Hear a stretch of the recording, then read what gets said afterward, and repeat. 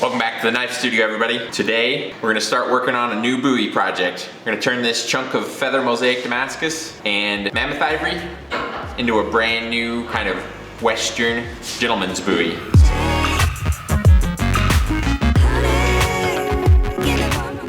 We're gonna get the tip coming out just where it needs to because the feather pattern comes out in the middle of the billet right now, so we might have to move that up or down. Once that's achieved, we'll normalize it, rough grind it, harden the blade, and then get the blade tempering, and that'll remove a little bit of the hardness and make it tougher. Let's forge it out. A couple hundred miles away, denying that something has changed. You're blaming me too complicated, but I will never stay the same. So I will drive and drive and drive and drive, baby, just so I can make it through the night. Yeah, I will drive and drive and drive and drive, so we can try to make it simple, try to talk about what's on our mind.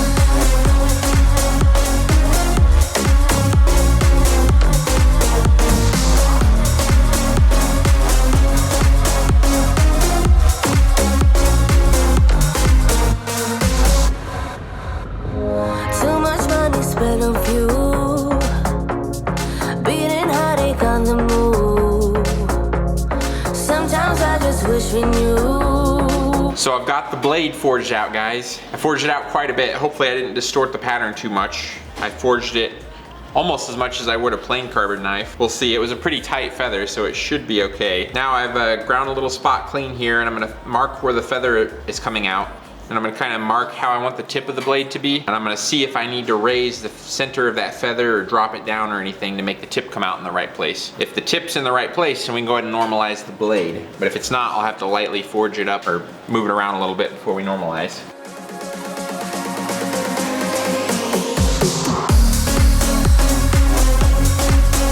This is looking almost exactly what I had in mind. It turns out just having the feather centered go straight to the tip is gonna work really good. I think I want to, before I normalize it, I wanna raise that tip up ever so slightly. Just a tiny, tiny, tiny bit. That way the part of the clip that runs along here won't be right into the line of the feather, if that makes sense. So I'm just gonna raise the tip a little bit, like probably not even 1/8 of an inch, and then we'll go ahead and normalize it. So let's start to forge back up.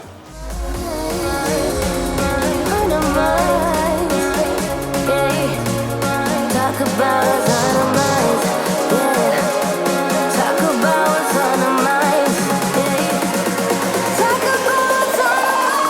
the blade has been normalized at 1600, 1500, then 1400. I need to cut out the profile of the tip.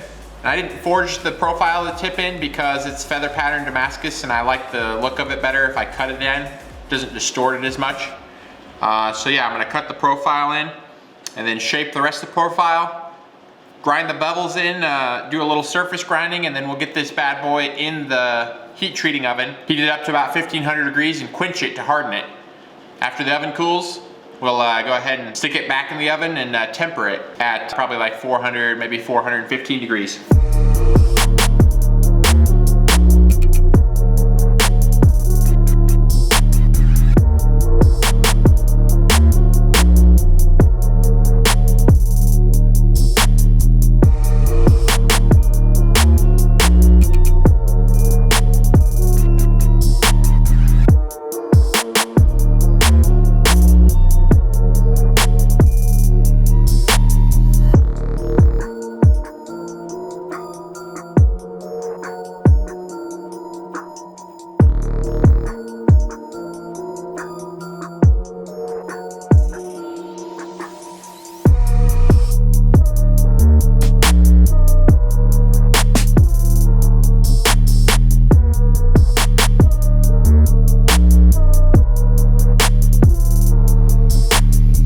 blade is hardened. It went really well, got nice and hard. The tip warped quite a bit on it, but I left enough thickness that we should be able to grind it straight, and I already kind of messed with some heat on it and got it straightened up a little bit. So as soon as my oven cools down, we'll stick this in there because the oven's at like 1400 degrees right now, and temper this for a couple hours at about 415 degrees. So yeah, we got a lot done today. Started with a raw billet of Damascus that was a feather mosaic.